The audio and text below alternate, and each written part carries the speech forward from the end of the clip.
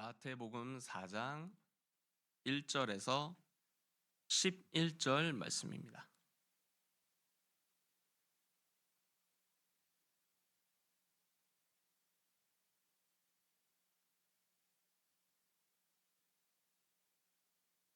네, 마태복음은 신약성경 맨 앞에 있다 보니 일찍 다 찾으신 것 같아요.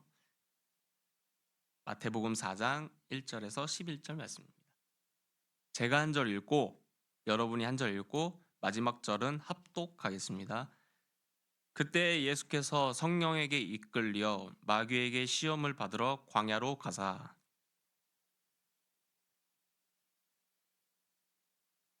시험하는 자가 예수께 나와서 이르되 내가 만일 하나님의 아들이거든 명하여 이 돌들로 떡덩이가 되게 하라.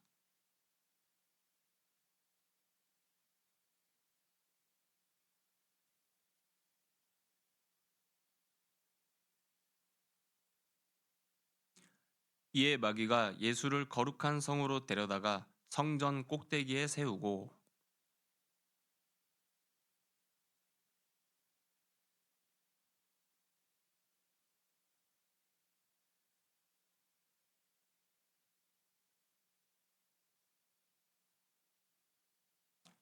예수께서 이르시되 또 기록되었으되 주 너의 하나님을 시험하지 말라 하였느니라 하시니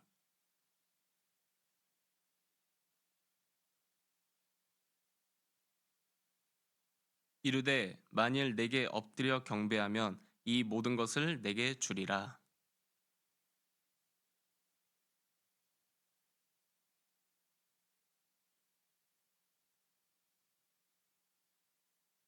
같이 읽을게요. 이에 마귀는 예수를 떠나고 천사들이 나와서 수종드니라. 아멘. 네, 여러분 반갑습니다. 한 주간 잘 지내셨나요? 저는 눈치채신 분도 있겠지만 금요일부터 목 감기에 되게 심하게 걸려갖고 끙끙 앓으면서 좀 이 강단에 섰습니다. 그래서 이 트름을 하면 약 냄새가 올라와요. 네. 먹은 게 올라오잖아요. 트름을 하면. 그래서 조금 쉽지 않지만 여러분들 보니까 힘이 나는 것 같아요. 진짜로. 그래서 여러분 너무 반갑고 봐서 되게 행복합니다. 지금 우리 교회력으로는 그 사순절 기간이라고 보내고 있어요. 그 사순이 무슨 말이냐면 우리 3월 초순, 중순, 하순 이렇게 부르죠. 그래서 10일로 끊어서 초순, 중순, 하순 이렇게 나누잖아요. 그러니까 순은 10일이라는 뜻이에요. 그러면 사순은 며칠을 얘기를 하죠? 40일을 얘기를 합니다. 예. 우리 그 기독교 신앙에서 예수님의 부활은 굉장히 큰 비중 그리고 중요도를 이제 가지고 있는데 부활의 기쁨과 신비를 깊이 이제 누리기 전에 40일 기간 동안을 예수님께서 부활하시기까지는 많은 고난을 당하셨기 때문에 그 고난을 좀 생각해보고 그분의 마음에 좀 공감하는 기간으로 교회가 좀 보내고 있습니다. 그래서 이 기간만큼은 좀 스마트폰도 한 1시간 그동안 하셨다면 한 30분 정도로 줄여보고 그리고 게임도 한 두세 시간 했다면 1시간 정도로 줄여보면서 남는 시간에 우리 주님의 좀 고난과 어려움들을 묵상하는 시간을 저는 가지고 있어요. 목감기에 걸려가지고 너무 막 몸이 힘들어서 오늘도 새벽 2시 40분에 일어났습니다. 이게 몸이 아프면 잠이 안 오더라고요. 그래서 여러분들도 그 고난에 함께 참여하는 마음으로 이 기간을 잘 보냈으면 좋겠어요. 그렇기 때문에 그 에스틴 시리즈 설교를 잠시 중단을 하고 오늘부터 사순절 설교, 다음 주는 종료주일이어서 종료주일 설교, 다다음 주는 부활주일이어서 부활에 대해서 말씀을 좀 나누도록 하겠습니다. 오늘 이야기를 좀 보면 그 예수님 말고 어느 또 등장인물이 나오죠? 누구냐면 바로 사탄, 마귀가 나옵니다. 악마라고 번역을 해도 전혀 틀리지가 않아요. 근데 이 악마라는 단어가 그 혹시 여러분 블리자드에서 나온 디아블로라는 게임 혹시 아세요? 디아블로 모르세요? 예, 그게 이제 스페인어인데 헬라어로는 디아볼로라고 합니다. 디아볼로는 무슨 뜻이냐면 악마라는 뜻인데 헬라어 원어를 계속 추적을 해 들어가면 무슨 의미가 있냐면 던지다라는 의미가 있어요. 그러니까 악마는 던지는 존재라는 뜻이에요. 뭘 던질까요? 우리에게 유혹을 던지고 시련을 던지고 시험을 던지는 존재라는 뜻이에요. 근데 제가 이전에도 말씀을 드렸지만 이 악마는 우리가 쉽게 이렇게 대적을 할 수 있을 만큼 쉽게 우리를 유혹을 하질 않아요. 굉장히 설득력 있게, 굉장히 우리가 듣기 좋게, 굉장히 논리적으로 우리를 유혹을 하고 설득을 한단 말이에요. 자, 여러분 그러면 질문을 해볼게요. 논리적이고 합리적이면은 진리입니까? 예. 논리적이고 합리적이고 우리가 듣기에 좋다고 생각을 하면 진리인가요? 아니죠. 하나님이 진리시고 하나님의 말씀이 진리입니다. 근데 우리가 발딛고 살아가는 세상은 굉장히 합리적인 것 같아요. 논리적인 것 같아요. 근데 그런 논리와 세상의 합리를 받아들일 때마다 여러분들이 기억을 하셔야 될 게 있는데 뭐냐면 전제가 붙습니다. 하나님이 계시지 않는다고 할 때 논리적으로 우리한테 들려요. 하나님은 안 계신다고 생각을 할 때 우리는 설득될 수가 있습니다. 그래서 우리에게 들려오는 세상의 소리에 현혹이 되지 않으려면 여러분 세 가지를 꼭 기억을 하셨으면 좋겠어요. 첫 번째, 한번 좀 따라해 볼까요? 큰 소리로. 하나님은 살아계신다. 두 번째, 근데 그 하나님은 천지를 창조한 능력의 하나님이다. 창조한 능력의 하나님이다. 세 번째, 근데 그 하나님은 우리를 사랑하신다. 이 세 가지를 기억을 하면 세상에 현혹되는 소리에도 쉽게 우리는 흔들리지 않고 대적을 해나갈 수가 있습니다. 예수님께서도 이런 하나님의 말씀, 하나님의 진리로 이제 사탄의 유혹을 이겨냈는데요. 우리 첫 번째 시험부터 좀 다 같이 한번 보겠습니다. 마태복음 4장 2절에서 4절 말씀 다 같이 한번 읽어볼게요. 시작.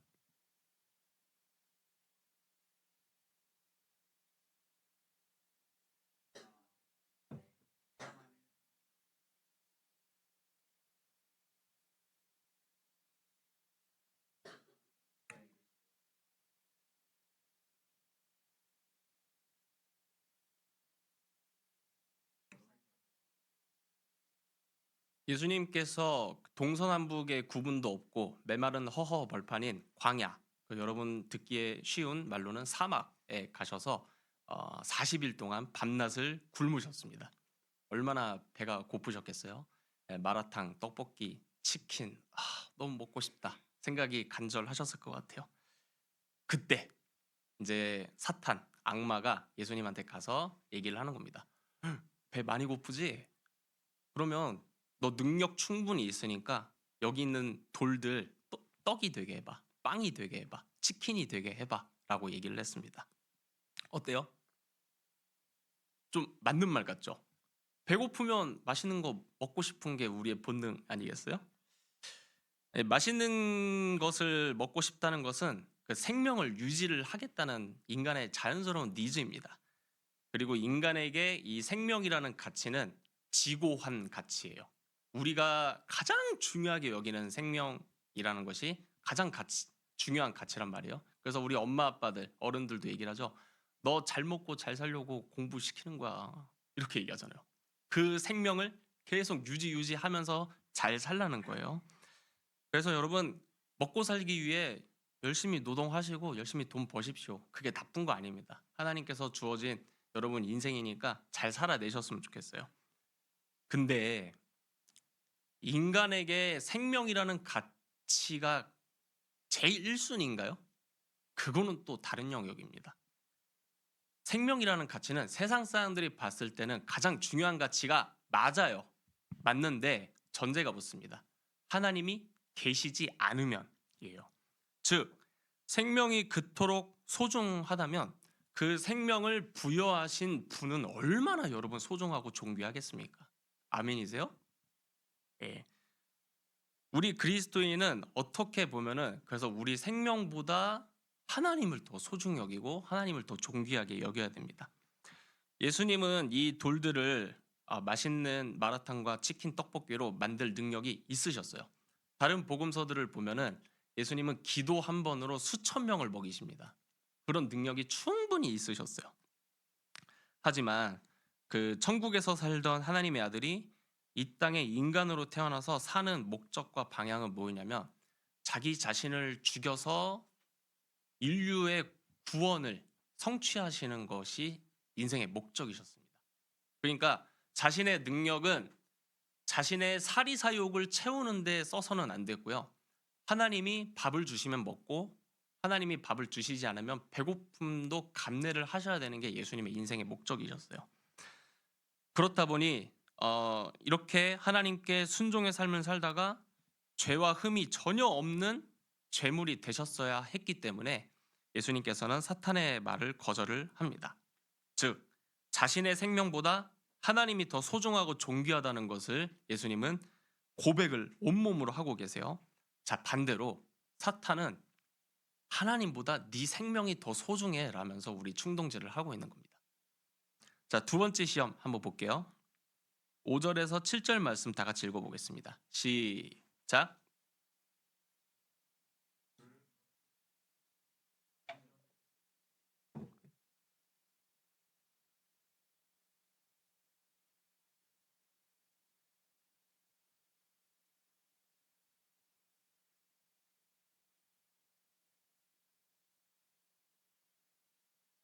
사탄은 더 큰 논리가 필요하다고 생각을 했어요. 그래서 어느 정도로 논리를 펼치냐면 기가 막히게도 성경 말씀을 인용을 해서 논리를 펼칩니다. 야, 높은 곳에서 뛰어내려 봐. 그러면 하나님의 천사들이 딱 떨어질 때 손으로 받쳐갖고 구원해 주신다고 써 있잖아.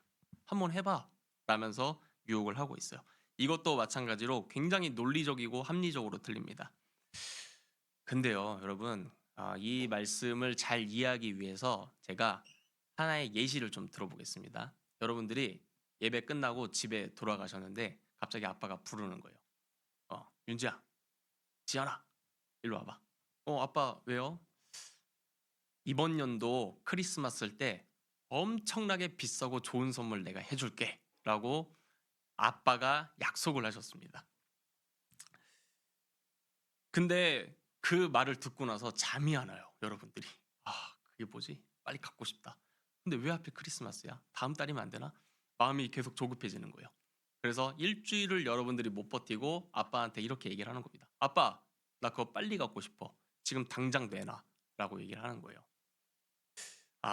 여러분, 그 아빠는 크리스마스 때 여러분들한테 비싼 선물을 주기 위해 매달 얼마씩 돈을 모아야 되고 엄마한테는 어떻게 설득을 해야 되고 라는 플랜을 빅피처를 다 갖고 있어요. 그렇게 다 갖고 있는데 여러분들은 아빠를 믿지 못하고 빨리 내놓으라고 하는 거죠. 아빠의 소관은 아빠의 그 계획을 잘 이행을 하고 여러분들한테 선물을 주는 거고요. 여러분들의 소관은 그냥 그 아빠를 믿고 계속 기다린 다음에 크리스마스 때 선물을 받고 기쁨과 감격에 겨워서 아빠한테 고맙다고 사랑한다고 고백을 하는 게 여러분들 소관입니다. 그런데 각자의 소관이 각각 다른데 아빠의 소관을 침범해서 여러분들이 아빠 당장 선물 내놔요 라고 하는 것은 여러분 전문 용어로 선 넘는다 이렇게 표현을 하는 거예요. 마찬가지입니다. 그가 너를 위하여 그의 사자들을 명하시리니 그들이 손으로 너를 받들어 발이 돌에 부딪히지 않게 하리로다 하였느니라 라는 이 시편 91편 말씀은 우리가 어려움을 당할 때 하나님께서 우리를 도와주신다는 시적인 표현, 문학적인 표현이지 우리가 하나님을 조종할 수 있는 근거 말씀이 아닙니다. 맞죠? 하나님, 저 뛰어내립니다. 만약에 저 안 살려주시면 하나님만 낭패해요. 아시겠죠? 그러니까 알아서 도와주세요. 하고 뛰어내리는 이런 것은 하나님을 협박하는 태도이고 나를 신으로 올리고 하나님은 나의 종에 불과하다는 그런 위기질서를 엄격하게 어기는 선 넘는 행위라는 거죠. 그러니까 하나님의 말씀은 나 따위 인간이 사리사욕을 채우기 위해서 사용되는 도구가 아니라는 거예요. 그리고 또 실제로 사탄의 말처럼 뛰어내렸는데 실제로 천사들이 와서 예수님을 받쳐갖고 살려줬습니다. 그 모습을 본 사람들이 뭐야 당신? 당신 어떻게 한 거예요? 당신이 혹시 그 구약에서 말하던 그 메시아 아니에요? 와, 우리의 왕이 되어주세요 하면서 인기와 명성을 얻게 된다면 하나님이 원래 계획하셨던 자신의 아들을 십자가에 못 박아서 죽게 한 다음에 우리를 계속해서 구원하신다는 그 구원 계획은 사라지고 인기와 명성으로 잠깐 이스라엘의 왕이 되는 정도밖에 안 되는 겁니다. 그러니까 예수님은 선택을 했었어야 했어요. 내가 인기와 명성을 얻어서 이스라엘의 왕에 잠깐 있을 것이냐, 아니면 고통스러운 십자가의 길을 가서 하나님의 뜻에 순종해서 인류를 구원을 할 것이냐.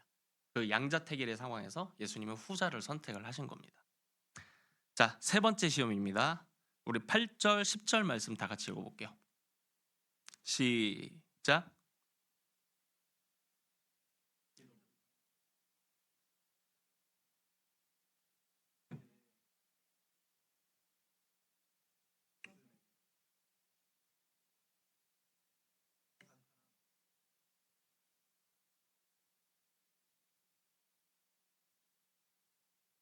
예, 마지막 유혹인데 꽤나 강력합니다.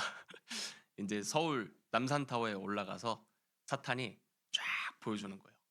나한테 경배하면 여기 서울에 있는 모든 으리으리한 건물들과 아파트들을 전부 너에게 주겠다. 여러분 생각만 해도 마음이 든든해지지 않나요? 생각만 해도 행복해집니다.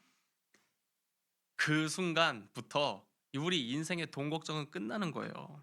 이게 얼마나 설득력 있고 논리가 있는 말입니까? 그 요한복음 12장 31절을 보면 예수님께서는 사탄, 악마를 뭐라고 얘기를 했냐면 세상의 왕, 세상의 임금이다. 이렇게 표현을 했어요. 실제로 사탄은 하나님이 허락하시는 선 안에서 이 세상을 다스리고 있어요. 우리 세상 친구들을 다스리고 있고 정치인들을 다스리고 있고 기업인들을 다스리고 있습니다. 근데 이것은 하나님이 허락하신 한시적인 시간 안에서만 허락된 것이지 사탄의 운명 그리고 하나님을 믿지 않는 사람들의 운명은 어떻게 결정되어 있냐면 예수님께서 종말의 때에 다시 이 땅 가운데 재림해서 오셔서 구원할 사람들과 구원하지 않을 사람들을 정확하게 나누실 거예요. 정확하게 나누시고 구원할 사람들은 새 하늘과 새 땅에서 영원토록 살도록 영생을 허락하여 주실 것이고 이제 구원받지 못하는 사람들은 사탄과 함께 사탄의 다스림 안에서 살아갔던 사람들과 함께 이제 영원한 형벌이 지금 예고가 되어 있습니다. 애초에 운명은 결정이 되어 있어요. 그리고 우리는 이 땅에서 연약하게 살아가지만 승리가 이미 결정된 그러니까 축구 경기로 치면 이미 우리는 그 월드컵에서 어느 나라를 이겼다는 것을 알고 다시 보기도 하잖아요. 이미 승리가 예정이 되어 있던 걸 이미 결과가 정해진 거를 우린 다시 본단 말이에요. 우리 인생도 똑같아요. 우리는 이미 구원을 받았고 예수님께서 우리를 영생을 주시면서 새하늘과 새 땅에서 하나님과 영원히 살 거예요. 그렇게 운명이 결정된 상황에서 우리는 잠깐 사탄의 유혹을 그냥 받고 살아갈 뿐입니다. 그런데 이 악마가 마치 이 천하 만물이 원래 자기 거였던 것처럼 예수님한테 유혹하고 거짓말을 하고 있는 거예요.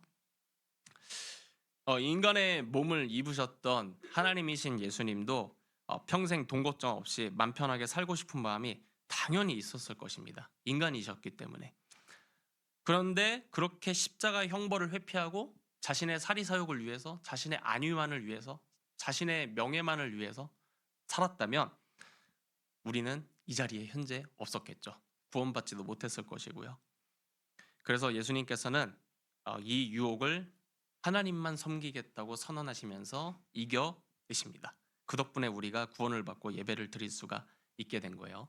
예수님께서는 이렇게 세 가지 유혹을 다 말씀으로 극복을 해내셨습니다. 말씀을 좀 정리하겠습니다.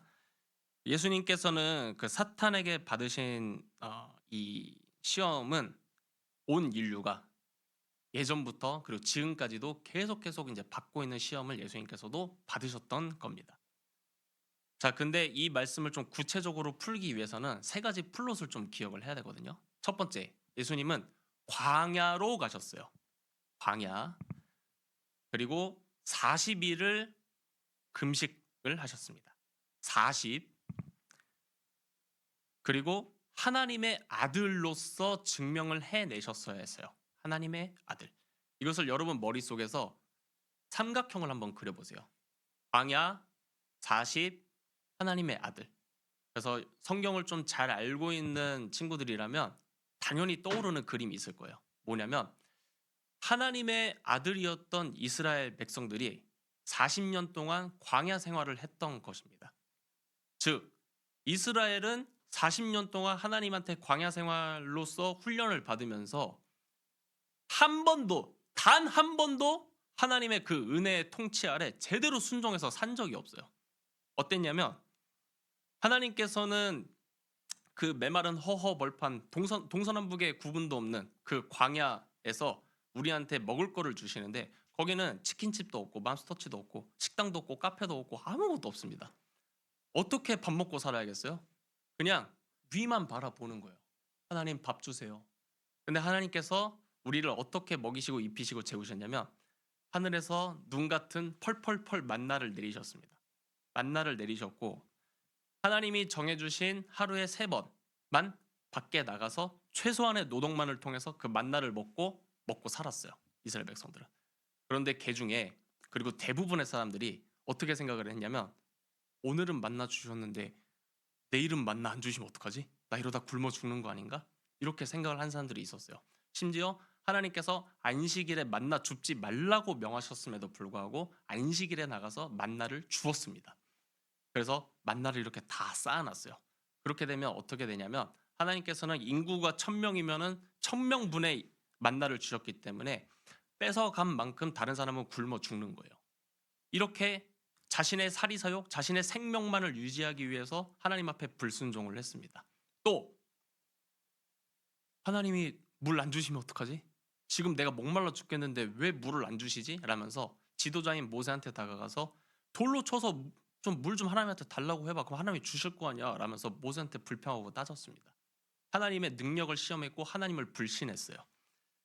그게 누구의 모습이에요? 사실 우리의 모습이에요. 이스라엘 백성들의 모습이. 그런데 우리가 온 인류가 이스라엘이 실패했던 그 자리에 인간이 되셔서 하나님께서 인간이 되셔서 인류를 대표해서 그 자리에 서시면서 어떻게 세상과 사탄의 논리와 유혹과 합리를 이겨낼 수 있는지 길을 보여주신 게 오늘 본문입니다. 바로 그 자리에 예수님은 이스라엘의 대표, 온 인류의 대표로 서시면서 우리를 대신해서 시험에 이겨내 주셨습니다. 그리고 새 이스라엘, 즉 교회라는 새로운 공동체를 세우시면서 교회의 왕으로 군림을 하고 계시고 지금도 계속 세상과 사탄의 논리가 아니라 하나님의 논리, 자신의 논리, 성령 하나님의 논리를 우리의 가슴 속에 계속 주입을 시켜주고 계세요. 그리고 이렇게 말씀을 하십니다. 이 험악한 세상 속에서 유혹에 흔들리지 않고 살아갈 유일한 해결책은 하나님의 말씀밖에 없다 라면서 우리를 가르치고 계십니다. 저 문 밖을 나서서 몰려오는 세상의 수많은 유혹 속에도 오직 하나님의 말씀으로 승리하는 저와 여러분이 되시기를 주님의 이름으로 축원을 드립니다. 아멘.